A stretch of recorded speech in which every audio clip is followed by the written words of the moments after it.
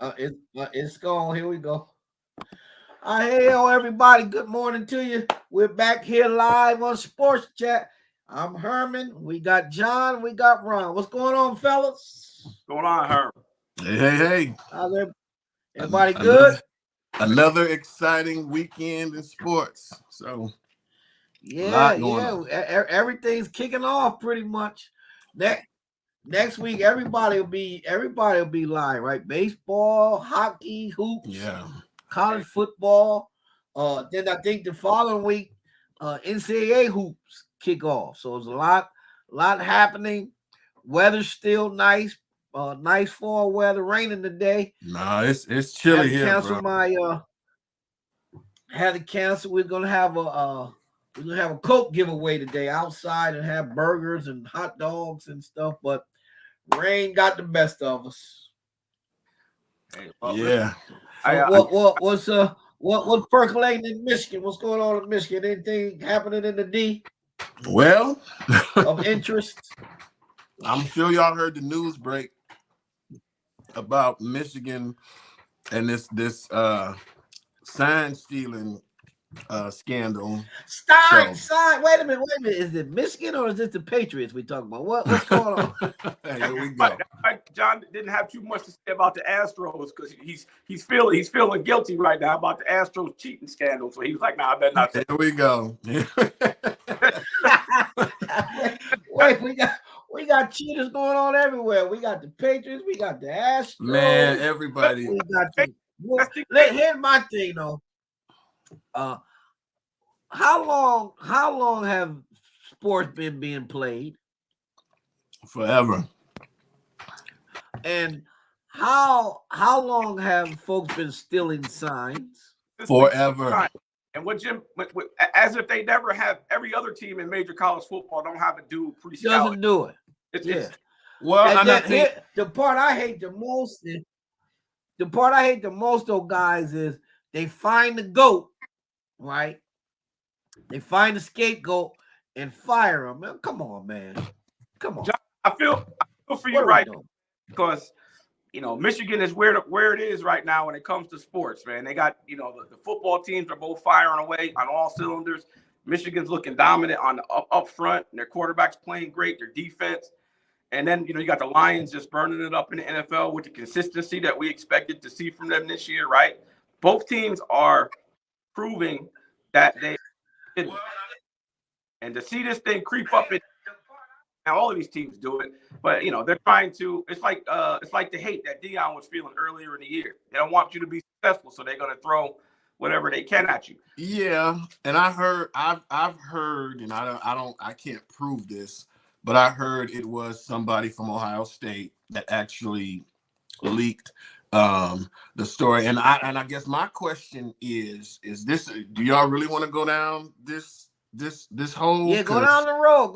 We want the info. Because I mean, if this is what Michigan's going to be held, you can't believe that Michigan's the only team that's doing this. Oh, no, you can't believe. That's why it's a joke.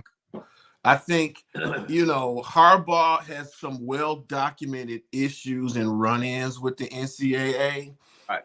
And I'm not trying to play the victim. If he broke the rules, he broke the rules. And it should be subject to punishment. Right. The actual statute states that it's not necessarily the sign stealing that is against NCAA rules, but it's sending somebody in person to the game to do it. And I'm like, okay, that's fine. And I mean, but how you can't send guys to a game and scout? Right. How can you possibly know unless you have physical evidence of the notes that they took or video? Right. Yeah. But again, for some people, all it takes is the accusation. Y'all know how it goes. They print the accusation on the front page. They print the retraction on the back on the back page. You know what I'm saying? And so now everything that Michigan has accomplished these last couple of years is subject to, they must have been stealing signs, I don't know that it'll go away anytime soon, but if it doesn't, so be it. We'll, You can so is this a part of their new success with Harbaugh? Yeah. Something always going on. You know, same thing. When Urban Meyer was winning in Florida and in Ohio State, there's always something lurking in the air. Yeah. I must be doing something right in Michigan, John. We are. Yeah, I mean, basically they're winning. Right. And I think Ohio State particularly, because I'm on these chats, I'm on these college football discussion boards on Facebook, and so I hear all out of it.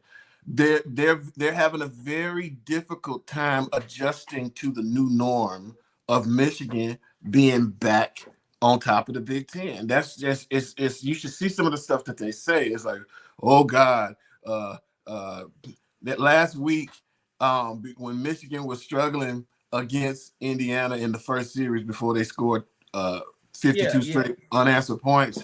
You know, in that first quarter when Indiana went up 7-0, every Ohio State fan jumped on in our game against Indiana, we was up by this many points by this time in the game. I'm like, y'all I said, y'all having a hard time because you searching for wins.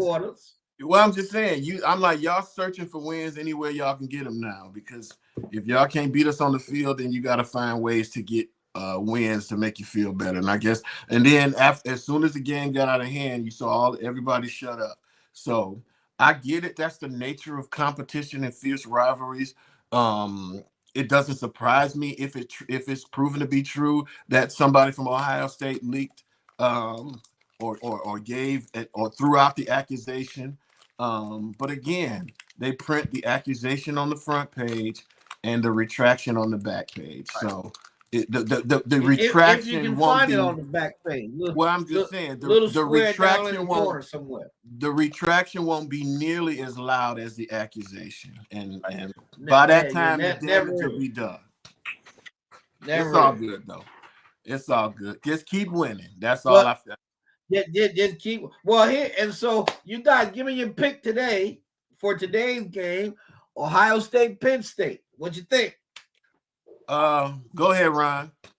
I think Penn State, for anybody to take them seriously, like as over the next with Franklin as the coach, they have to win today. And the reason I say that is because they've been knocking at the door, building a program back after all of the scandals, all of that stuff. They are. The game's at Penn State, if I'm not mistaken, right? No, it's in Columbus. Doesn't matter. Today's still a day that if they are going to show themselves as a legitimate contender, they got to win today. Because if they win today, then there's no more question for me about whether or not they can win all again. You know what I mean? Like, because Penn State had the big whiteout game, and they beat up on the Little Sisters of the Poor. They look like world beaters, and then they can't win those big Big Ten games, right? Today is where they would have to show and prove that they are who we think they may be, right? So they got to win today. I agree with you. They win today at the shoehorn, right? They win today. So it's a big step forward, and then I think Michigan goes to them, right? I think Ohio State edges them out in a close one. I would like to see Penn State win that game just because I'm tired of the Ohio State fans. I'm tired of them. I'm tired of them. And so I'm hoping that Penn State pulls the upset. We can be done talking about Ohio State this year. This is coming from a guy who had Art Sleekster on his wall as a child. Staying for the Buckeyes. And I can't.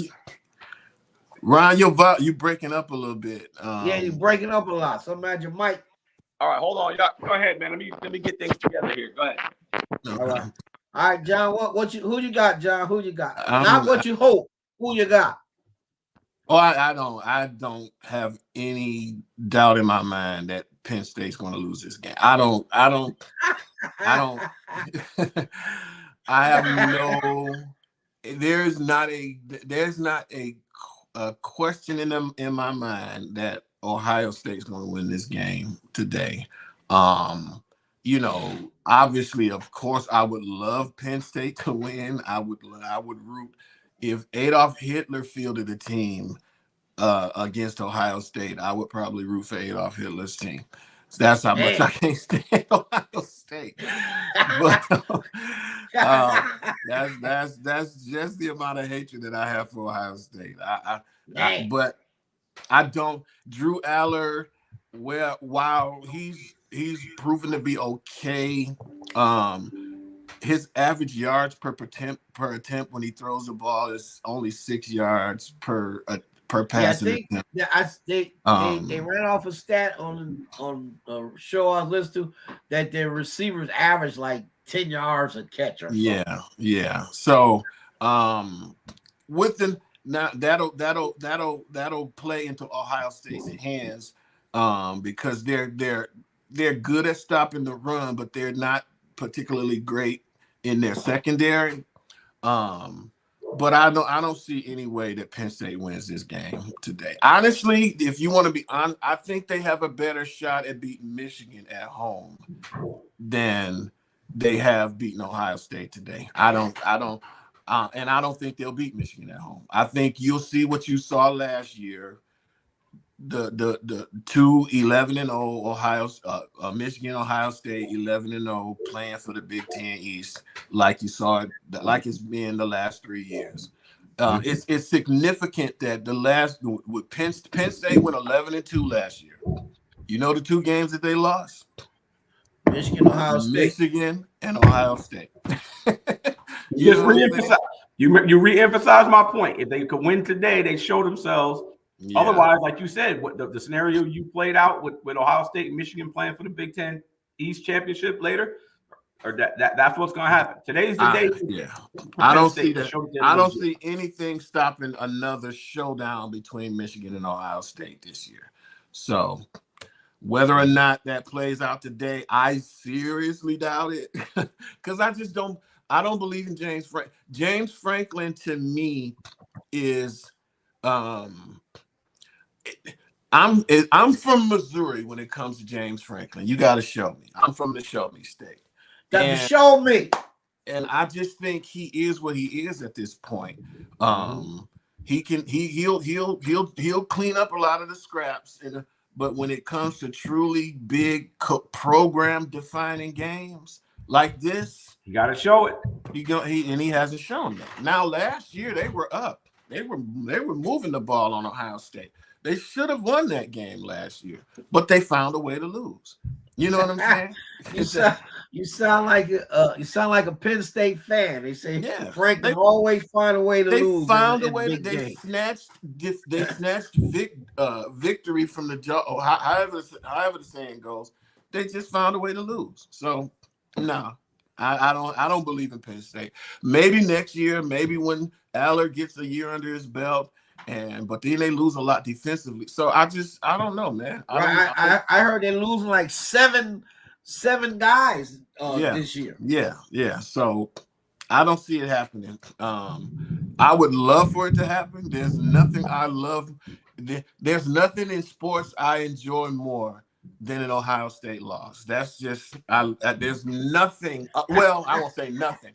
A Michigan win, but if those days when Michigan wins and Ohio State loses on the same day, that's nirvana for me as a sports fan. So that's what I'm hoping for today, but I doubt it.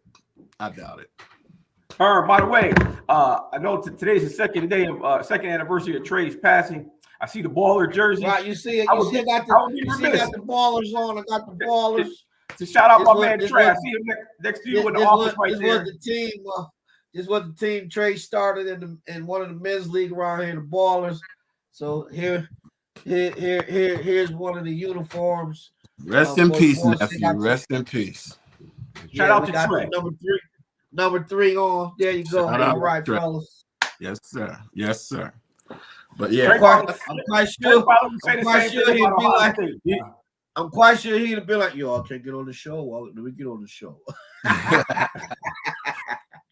Bring it. I'm That's sure he would have said the same thing about Ohio State today, Joe. Say that again. I said, I'm sure he would have said the same thing about Ohio State today. Oh, I can't. For me, and it's in no particular order of my sports hatred. It's Ohio State. It's Michael Jordan. I despise Michael Jordan. I can't. I think that's another subject. We you talked about it a little bit. Yeah, we understand Detroit basketball. He's a manufactured superstar. I think he was one of the most protected, manufactured, coddled. He just spoken like a true Detroit Pistons. Oh, listen. I'm bad boys. I'm bad boys for life, baby. You hear me? Bad boys for life. Isaiah Thomas, bad boys for life. But yeah, I don't think. Back to the subject. I don't think Penn State has a chance today. I don't think they have a chance. I think also another interesting game today is Tennessee at Alabama. Yeah, I think Bama. I think Bama still only lost one. They're playing a little better defensively. So what you think about that one? I'll take Bama at home just because Tennessee's track record, even though they're playing better, and our guy Ramel Keaton, their wide receiver from the Blue Devils, playing pretty good this year. It's his senior year. He's finally showing out. But I think Bama takes them at home. I think it depends on Joe Milton, honestly. If we already know what the crowd and the scene is going to be like, but Neyland Stadium is one of those scenes where you can, they have a lot going on there as well. But I don't trust Tennessee yet, even though this is what we would call. I don't. Even though this is what we would normally say is a really down year for Bama, the way they struggled against, who was it, 27-20 last week against Arkansas, I think it was. Arkansas, you know what I'm saying? So they let them back in the fourth. And that was at home. Was it not? And I would love to see Tennessee beat Bama. I would love to see that. Yeah. I would love to see that. That would put the nail in Bama's coffin for any type of playoff hopes, but I don't see it happening. I trust Tennessee about as much as I trust the Cleveland Browns or the New York Jets to win a playoff game, to win a game to get my Steelers into the playoffs. Exactly. Exactly. I don't trust them. I don't trust Tennessee. They're one of those programs that just keep kind of lurking around. At one point last year, they were the number one team in the nation. Number one. But they find a way, just like Penn State. And they might even want to call them the Penn State of the SEC, to be perfectly honest with you. I think that kind of fits because they just find a way not to get it done. They just, and that's just so, and especially when you want them to win, that's when the letdown is the biggest. When you actually are rooting for them to go in, this would be a statement win for them. Even though Alabama's down this year, it would still be a statement win for them. And I just don't think they have the guts and the cojones to get it done. I just don't. Since we got a couple of teams that we had some strong feelings about, I have a question. How do you all feel about North Carolina and Florida State coming out of the ACC? They're both undefeated. Are they legitimate contenders given how they've played? And the ACC isn't as strong, but they're pretty good this year. But do you have serious consideration for Carolina and Florida State coming out of the conference going into the playoff against some of those Pac-10 teams and or the SEC squads or even the Big Ten? Well, they play. I think so. They're going to cancel each other. I don't know if they do this year or not. Well, I'm saying they would have to meet in the ACC championship. In the championship, yeah. I see both of them somehow losing the game to a lesser ACC opponent. It just happens majority of the time. I think if either team, Carolina, Carolina's got, they got to play Duke and probably North Carolina State, which is those type games are always tough for them because the rivalries. I mean, well, other than and then I don't know. Did Florida State play Clemson yet? Yeah, they played either Clemson, one beat of them. them play They have Duke Clemson? tonight. Florida State plays Duke tonight at 7:30 Right. at So, Florida State. they're still up in the air for me. I mean, I think even if they got into the playoffs, they'll probably get knocked out. So it'll be interesting. It's going to be interesting 2 weeks from now when that first playoff poll comes out as to who are the top 4. Mm-hmm. Because people are debating that this week, matter of fact. So somebody, one show I listened to, they didn't even have Georgia in the top 4. So that's crazy. Mean, they haven't looked like the Georgia of the past 2 years. I don't think anybody can say that. They still haven't lost, right? And they're the defending champions. So until they get knocked out, they should be in there somewhere, in my opinion. Yeah, I think they were for Georgia. They were going through those early season growing pains, and just given as much talent as they've lost to the NFL the last couple of years. I think, in fairness to them, it takes a little while to recoup that, even though they have a lot of talent, and then they had new quarterback too. When they played Kentucky, I thought that was the trap game right there, but they kind of came out. It must have. They came out swinging for that one. I didn't think it. That was fool's. Kentucky was fool's gold to me. I had no inkling that Kentucky would even be competitive in that game, let alone try to steal it. Right. I think Georgia's the loss of Brock Bowers. That's a big one. That's a huge loss. That guy was a huge part of their offense, and that I don't know. I mean, Michigan's schedule is probably going to be held against them in the playoff rankings. Now, it's coaches poll, AP poll. That's one thing, but really the only one that matters for teams that have aspirations of winning the championship is when the playoff rankings come out. And right, I don't know. I mean, we really need, to be perfectly honest with you, we really need Penn State to win today. So when Michigan faces them, they'll be facing a top 5, possibly top 4 team. And that'll boost our strength of schedule because I'm listening. I drink the Michigan Kool-Aid, and I'm a Michigan fan through and through. But the schedule has been extremely soft so far. Well, I mean, what as soft as theirs is, nobody's schedule has been really hard. No. Top 4, 5. You got a few signature wins. I mean, Penn State playing UMass. Yeah, that's true. Georgia's schedule was light too. They may get better as the season goes on, but we won't see them get tested till the playoff potentially, or the SEC championship, and you'll find out if they're for real at that point. I think Georgia and Alabama should be required to play every regular season. They always duck each other until the championship game, and it's just like, well, because the SEC don't they have divisions? Yes, East and West. Yeah, and the SEC.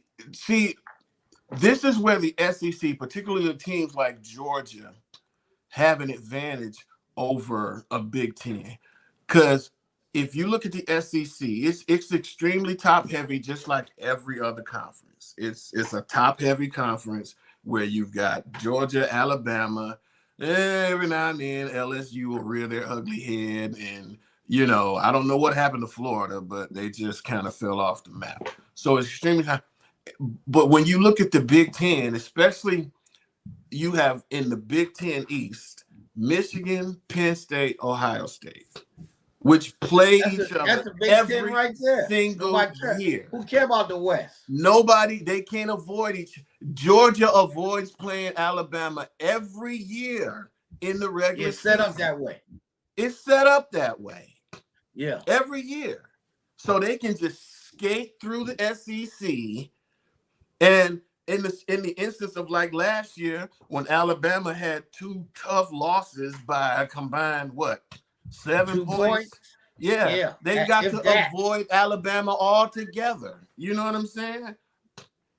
And so that's just my take on it. Everybody talk about the big bad SEC. There are some decided built-in advantages for their top teams that didn't exist in the. Now next year, when the Big Ten goes divisionless, which I hate, you won't see that as much. But as of right now, that's been the biggest advantage because that Big Ten East is a gauntlet. You're talking about Michigan, Ohio State, and Penn State all in the same division.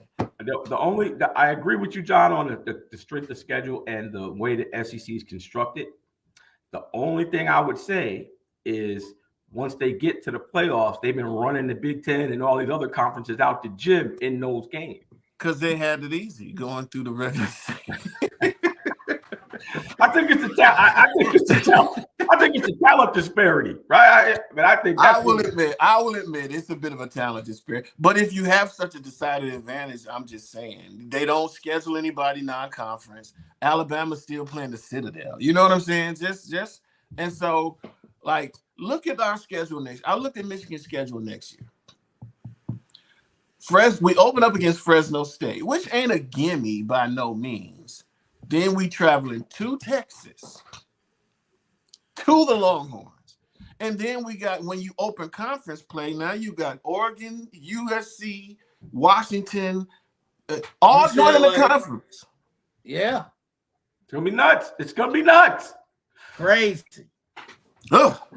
That's why they got to have the expanded playoff because you got all of those conference realignment with that kind of strength of schedule. Listen, you might see a team with 3 losses make the playoff. There's going to be a whole different value next year and forever when it comes to 2 losses, right? Because you got you see multiple 2 losses. Take into account who they play. You'll see multiple 2-loss teams make the playoffs now. Yeah, if you talking 12 teams. It's gonna be great. I mean, you almost have to though. I just don't I'm Mr. Get off my lawn. You throw Texas and Oklahoma into the SEC too now, right? So what's gonna there. So is the Pac-10 is basically disbanding after this year? Is that? Yeah. And so what are they going to the Big 12? What's happening with? There's only I think the only ones left would be Stanford, Colorado, Washington State. Colorado's going to the Big 12. Big 12, okay. Yeah. Utah. So it's Washington State, Stanford, Utah, Oregon State. Yep. I think somebody else was going Big 12 too. I don't know who it was. It's just so much. I just like 14 left. I just hate the premise of all of these moves because it's just all money driven, and it's just like, when is enough? You know what I'm saying? Off the bag, John. Ron. When is enough? I agree. Dude, you swimming in piles of money. When is enough? Some stuff is worth protecting. As a Michigan fan, it is just it's the 2 biggest games of the year. You're talking Michigan State today and Ohio State, obviously. But particularly Ohio State.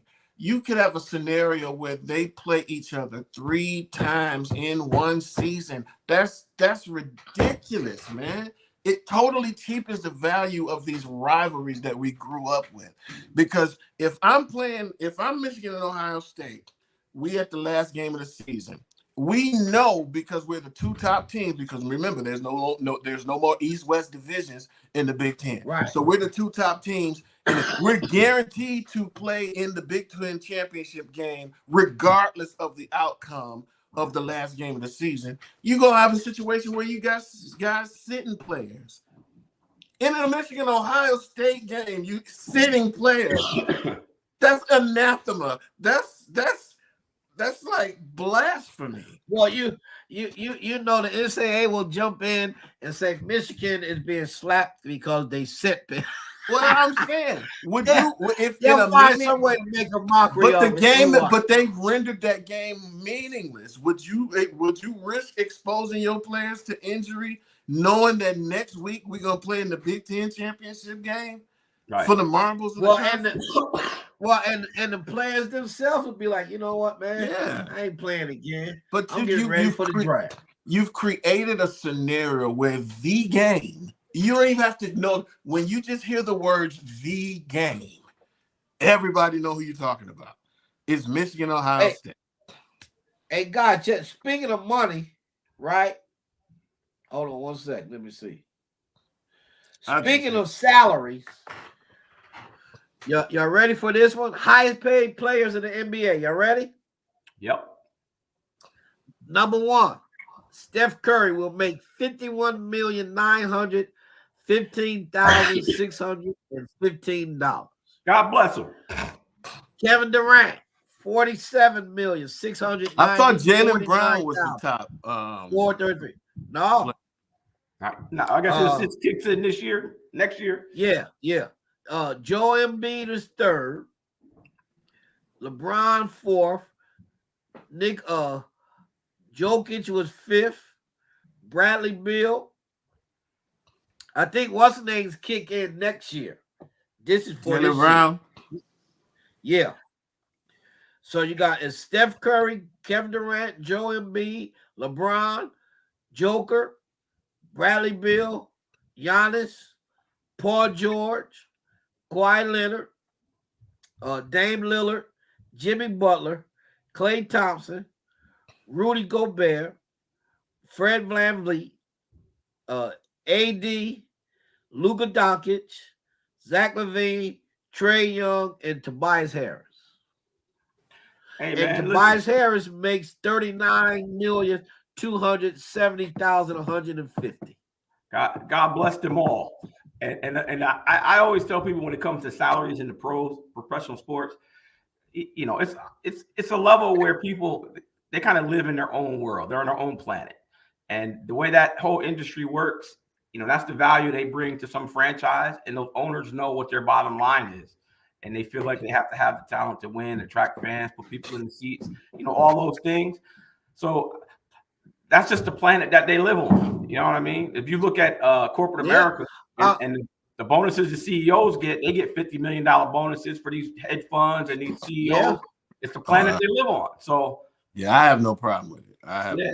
It's all about where they live. Listen, if that's the market value, go get it, buddy.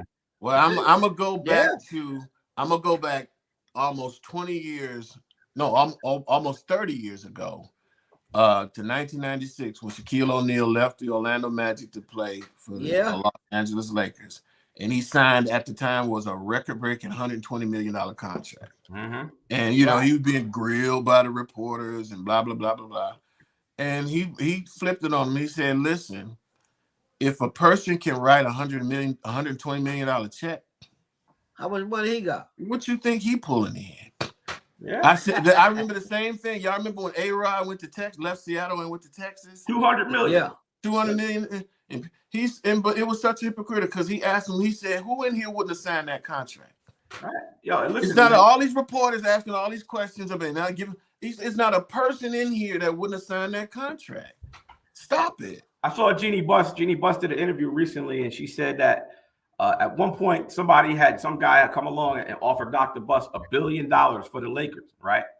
And Dr. Buss couldn't believe that they offered him that kind of money for the team because of what he paid way back when.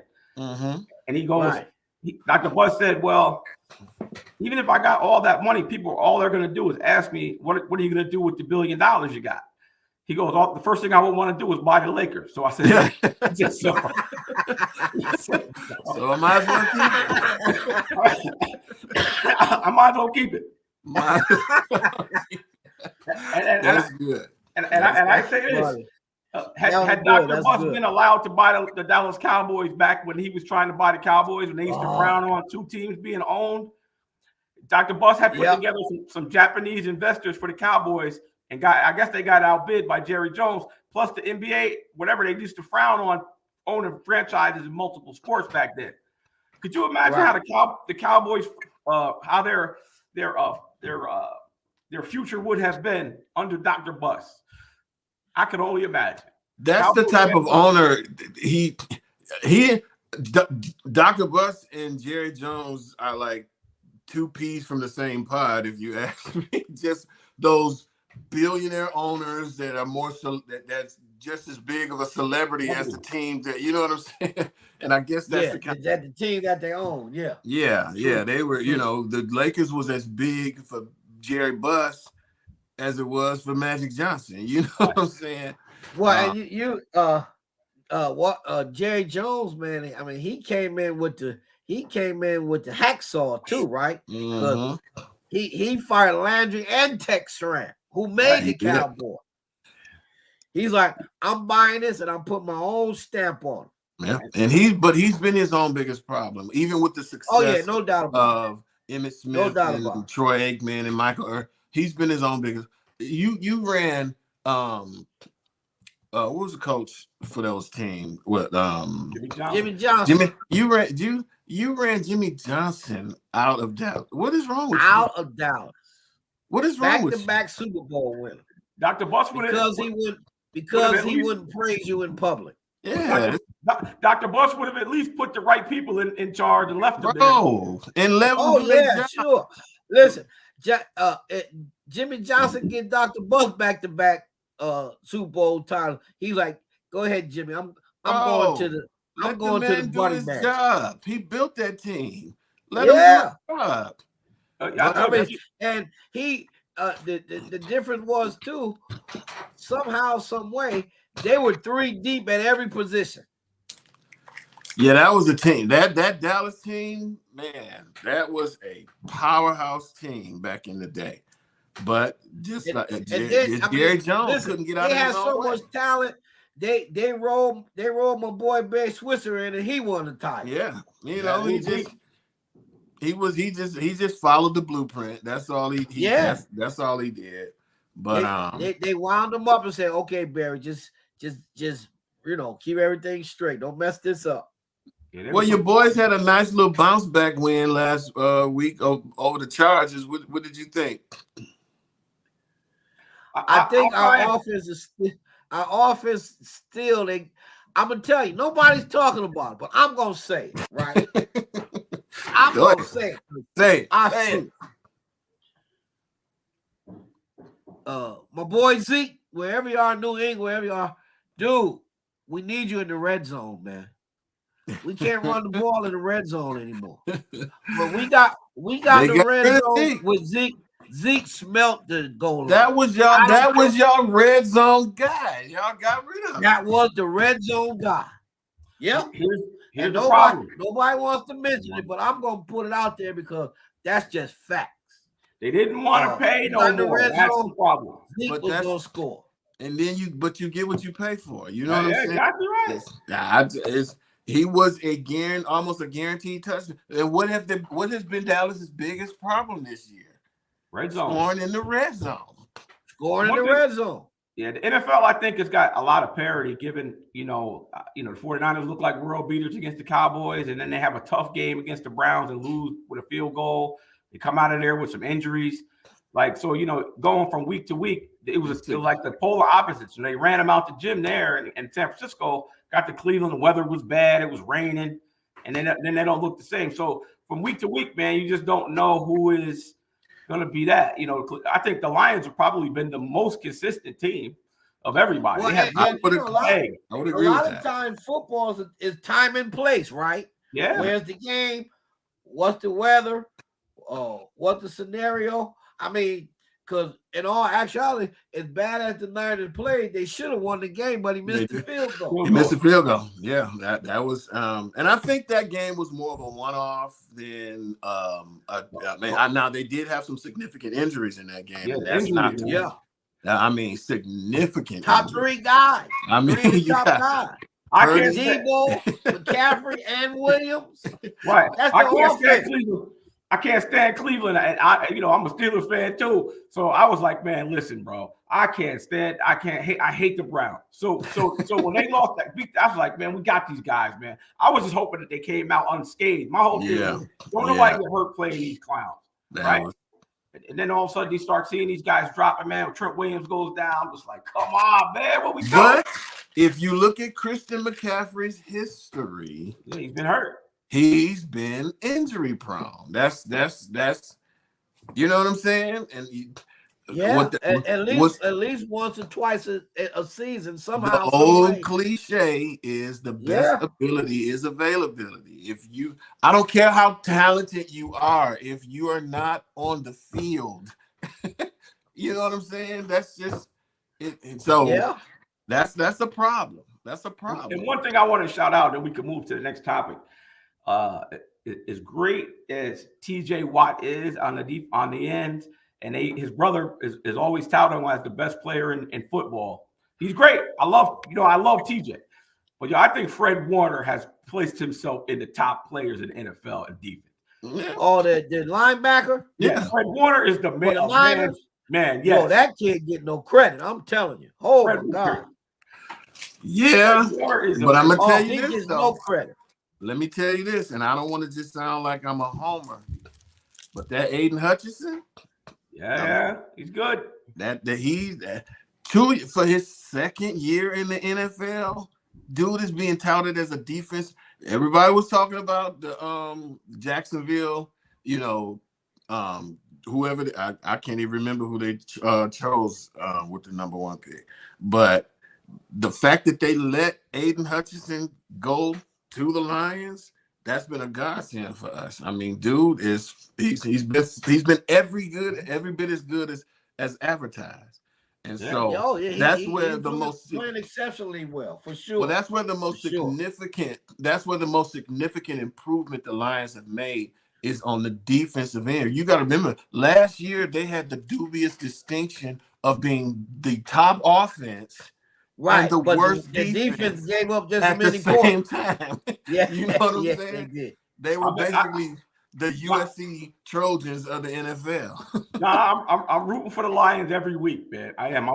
Because you know why? One of the reasons why I want to see them win is because I'm sick of watching meaningless football on Thanksgiving Day. Bro. It's to the point where people, we say, but that's the truth. Because they were threatening to take the game from us. Right, man. You know what I'm saying? Because what's the point in fielding this super non-competitive team for a nationwide audience every single year? Now they got something to play for. So, and I don't know who they play this year. I don't know who's on tap. It's going to be AFC teams. I think we play Washington, so they'll play an AFC team. But they've added that third game, didn't they? Yeah, that Thursday night game is still on too. Okay. They're playing the Bears. And I think somebody's playing. I think they got a Black Friday game this year. I think. Really? No, that's going too far. Well, NFL trying to monopolize everything. Well, they want to keep. Listen, they want to keep people in front of that television that whole weekend. Yeah. Right. And why not? Look, man. Bottom line is they're trying to put. They're trying to create revenue. That's why the extra game is there. That's why Yeah, but some stuff you need to keep it. Like I didn't like. I agree. When they started playing on Christmas. Christmas is typically the NBA's day. Yeah. And they you know what I'm saying? I didn't now like they on there. Yeah. Now they done invaded the NBA's Christmas, but everybody does it. I remember when college football started playing on Friday nights, and that's typically a high school football night. You know what I'm saying? Yeah. But that's what I'm saying. Everything is about money. Gone is the respect within sports that they have for. They don't have it anymore. Yeah. It's all about the dollar. It's all about that almighty dollar. Yeah. It used to be where on Thanksgiving Day people didn't even work. Stores was closed. Christmas Day. Now you can go to Black Friday shopping on Thanksgiving Day. It's like they might as well they might as well call it Black Thursday. When they started that, Bianca was working at JCPenney's, right? So she had to work Wednesday. She got off Wednesday, maybe 9:30 when the store closed, right? They had to stay to set up for Black Friday because the store opened at 6 a.m. Mm-hmm. Right? But then they started this Thursday thing. Yeah. So she went to work Thursday at we ate dinner and she left maybe about 5 o'clock to go to work. That's because they were opening at 12 instead of 6.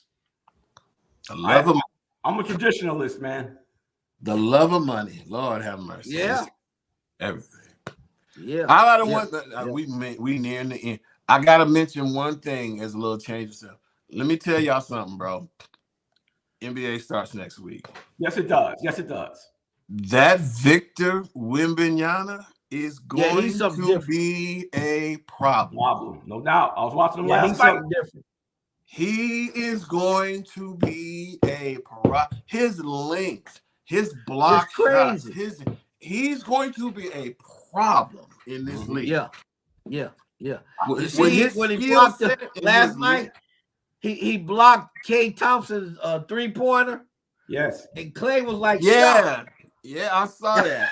I said, woo. That wingspan is crazy. And he's quick on it. He's quick too. I saw him dribble the ball between somebody's legs the other night. He came down. Yeah. And then the guy 7'5" got a handle. And then you remember when Giannis first came in the league, how thin he was, right? Remember when Giannis first came in? If this kid develops a body to go along with that talent and the length he got, bro, it's gonna be he's gonna be a problem. He is going to be a problem in this league. How old is he? 20? 19? He's 19 years old. 19. Yeah. Just ridiculous. Just stupid, man. Just ridiculous. The type of talent that this guy in that body frame, it's unbelievable. How you gonna block his shot? Well, and like Ron is saying, once he learns his body and put on a little muscle, it's gonna be crazy. Absolutely. Because you remember Giannis used to be a thin, skinny dude. Go back and look at this. Now he's like this, right? But this guy, whoa. They get him in the gym, they feed him, he start to get that weight on him, bro. Just naturally, he's gonna get stronger. Speaking of athletic and strong, right? You see LeBron going to the hole the other night. Just ridiculous. I'm telling you. It don't make no sense, man. Just let me tell you, we've never seen year 21. Anything like it, man. We've never seen anything like this. Year 21. They showed his stats. They showed his stats, his year 3 stats versus his year 20 stats. They're almost identical. Yeah, crazy. I look, man. I've never seen a physical specimen like this guy, man. It's just unbelievable. Yeah, unbelievable. I don't subscribe to the whole GOAT conversation. That's it's mostly about unprovable, extremely subjective arguments that never can be proven. So I really don't, because you dominated your era doesn't mean you'll dominate every era of basketball. So I never get involved with that. But dude, he's making, for those who actually subscribe to that argument, he's making a stronger case against Michael Jordan as anybody I've ever seen. Oh, yeah. I've never seen anything. Do you know what? For just the few people that have played as long as he did, I think it was Dirk, and there's only been a few players that have played. I think Vince Carter played the longest at 22 years. Yeah. They averaging 6 and 7 points a game in their 20s. This dude averaged 30 last year. Right. In year 20. 30 points a game, bro. In year 20, this dude averaged 30. At 38 years old. What in God's name are we looking at? And he's gonna have as good a year this year because he's not gonna have to play as many minutes. I don't think he'll be he might, his numbers probably will go down, but he hasn't averaged under 25 points a game since his rookie year. Yeah. That was 18 years, 19 years. I tell you what though. Somehow, some way, guys, we've got to get a petition or something going for Anthony Edwards to get out of Minnesota. He'll make it out at some point. Oh yeah, he'll make it out at some point. Oh my God! But that kid right there, he's got some talent. He's got some talent, and he's got that dog in him. He got that. Yeah, he got that. Yeah, he got that dog in him.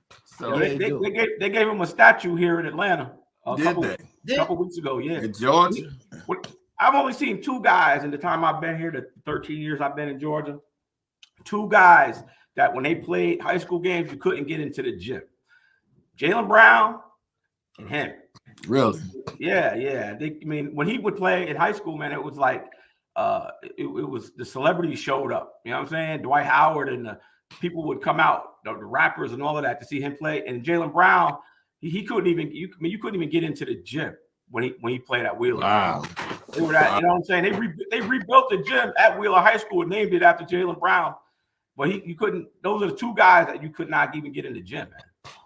Yeah.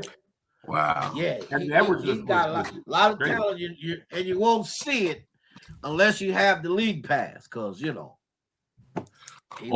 plenty. Look, it's plenty of rays around that league pass. Listen. I won't put it online, but we ain't gonna put it on there. There's plenty of ways. Anybody who's my Facebook friend, you want to know around league pass, inbox. Did somebody say about the NFL ticket? What's that? Inbox me. You want to way around it? Inbox me. I don't understand, man. I cracked the code. I gave you all the keys to the code. We here. I did it yet, but listen. I ain't paying for none of that. All right. Well, quick. We got 5 minutes. NBA starts Tuesday. Ron, who you got for the NBA title this year? I watched the Celtics the other day. If they stay healthy and they can get some bench production, if say Porzingis doesn't get injured, and then Holiday, is going to stabilize that team and make up some of the losses. They kind of lost all their thugs, the guys do all the dirty work. Yeah, so the inside presence. Yes, I think the defense that they lost with getting rid of Smart goes away. If they got that back with Holiday, but they still need some grimy guys to do the dirty work. If they can find nobody inside, if they can find those guys and stay healthy, I think Boston comes out of the East just because they have to. Coming out of the West is going to be crazy. I'm going to go with the Lakers getting there if only they can handle Jamal Murray, because Jamal Murray killed them last year. D'Angelo Russell having a great preseason. I don't know if they got the defense to contend with Murray, but I like the Lakers' depth. And I like where they're going as a team. LeBron has a good year. AD stays healthy. Oh, God, knock on wood, we'll pray. But you better knock hard on that wood. Right.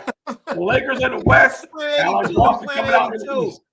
Bro, you better knock on wood, concrete, steel, whatever you want to knock on. And I am AD's biggest critic, believe me. I am his biggest critic. But I like the Lakers' depth this year. I like where they're going. Denver's going to be tough, of course. So Lakers, Denver in the finals. Lakers ink by. Celtics come out of the East, and they play the Lakers in the finals. And, of course, I'm a Laker fan, so I got to roll with my Lakers winning it all. But Denver, Lakers, or Boston, that's who I got. What you got, John? Well, I would feel better about Boston if they hadn't lost so much defensively. Marcus Smart, say what you want about him, great defender. I think you get some of that back with Drew Holiday. I don't think you get all of it back, because I do think that Marcus Smart was a better defender, particularly on ball and perimeter, than Drew Holiday. Although Drew Holiday is as good as you can get as a replacement defensively for that position. Porzingis, for all of his skill, he's never been a particularly great defender. Hurt all the time. Robert Williams was the anchor of that middle. He's gone. The other Williams is gone. I just think they're too compromised defensively for them. I think it'll come down to them in Milwaukee, but I give Milwaukee the edge, particularly because you were able to retain the core of your team and add Dame. Dame. You did not have to give up Chris Middleton. That was you know what I'm right saying? So I think that team is most poised to come out of the East, in my opinion. The Lakers. When that trade happened, were you the first thing I looked to see is if they had kept Middleton, right? That was to me, that was the key to them winning in that trade. Because you got Dame. Basically, it was a Dame for Drew Holiday swap. It's basically what it was. And I'm sorry, Drew, but you gotta go later. Get on that plane to Portland or wherever you know what I'm saying. And so because of that, because Boston had to gut so much of their defensive identity, coupled with the fact that Milwaukee basically retained the core of their team and added Dame Lillard, I give them the edge over the Celtics. Obviously, it's a long season. You got the trade deadline. So I'm going to say like Stephen A., it's fluid. Yeah, I can't, depending on what moves are made during the season, that obviously could change. But right now, as it stands, I have Milwaukee coming out of the East. The West is a much more mixed bag to me. I like what the Lakers did. They added Christian Wood. That was a huge pickup for them for basically nothing. It'll be Lakers, Denver, Warriors. One of those three, because you can never count Steph out. That guy is just he's a game changer in every way possible. But if my gut feeling is Lakers Bucks, and unfortunately I have the Bucks. I just think that move put the Bucks in the pole position for me. And I'm going to go in the East. I'm going to go with Milwaukee. And my birthday buddy, Giannis, December 6th. Hello. I mean, again, like you guys are saying, they signed Lopez back. They keep Middleton, right? You add Dame to that. Yeah, that's too much. And then plus, they got Adrian Griffin as their coach, so he's gonna even mesh a little better with those type players. And then you add a young defensive kid, nobody really knows his name yet, from Albany area. His name is Jackson. String being he can play multiple positions, guard, forward, guard, just about anybody. And so he'll add defensively. Boston's gonna score a lot of points, but who they gonna they ain't gonna be able to contend with Giannis and them in the middle, Embiid and guys like that. So I'm gonna go with Milwaukee in the East, and then the West. I think it's gonna come down again to Denver, who have lost a lot too. It'll be interesting. Don't underestimate the loss of Bruce Brown from I was gonna say all of their energy guys. Yeah, energy Bruce Brown, I don't guys like that. That got on my nerves. That made the difference in the rotation. There are other places, so that'll be interesting to see. The Lakers added some depth. I think it all depends too on AR. Austin Reeves got to shoot a whole lot better this year, to give us that. We need. I'm waiting for the day where we get a guy on the Lakers when he lets the ball go. I believe it's going in, no matter where he shoots it from.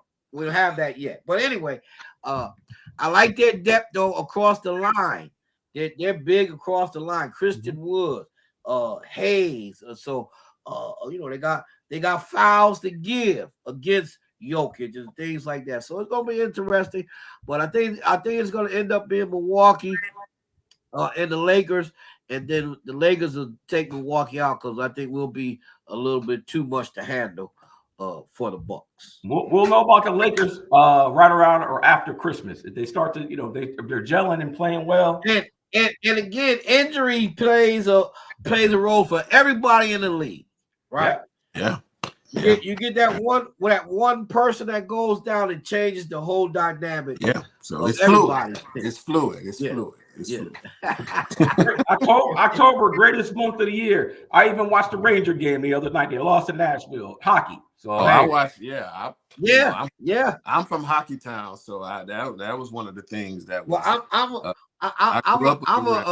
I'm a New York Islander person. You know, I'm a Mike Bossy, Brian Trottier, 1980. You're not the Rangers. Yeah, no, that's the Islanders. They won four straight back then. Four in a row before Wayne Gretzky them took over. Edmonton Oilers. Yeah. Well, Jackie, you gotta shoot me your phone number, dear, so I can contact you about getting you on the show. Just a big Roll Tide fan. Jackie Williams. Yeah, she's a big Alabama fan. Got the license plate and sticker in her window. Like, what the Alabama? Oh my goodness. I'm about to so you gotta shoot me your number, kid, so we can get you on the show one Saturday real soon. Talk about your Tide. Guys, it's that time. 12 o'clock. Go turn the TV on. Get your popcorn and get your. You ready for this Penn State Ohio State game? It's a 12 noon kickoff, right? Ohio State. Start now. John, take it easy on my Spartans tonight. No, Trey, we love you, dude. No mercy. Everybody be blessed. All right, man. Y'all peace out. He said no mercy. No mercy. None. That big trophy goes home with you. Hey, before we close, Ron, you remember John's face the day of the funeral, though, when they lost to Michigan State? Them Andre's all quiet. Boy, I was not happy. Listen, you'd have thought it was their son that passed away. I was not happy. I was in the pulpit watching the game. Like, geez. And that, unfortunately, that was the last regular season loss that Michigan had. Yep. They haven't lost a regular season game since that game. Yep. So. All right, guys, y'all take it easy. All right, fellas. All right, till next time, everybody. Till next week. All right, man. I'll see you, man. All right. That's so funny.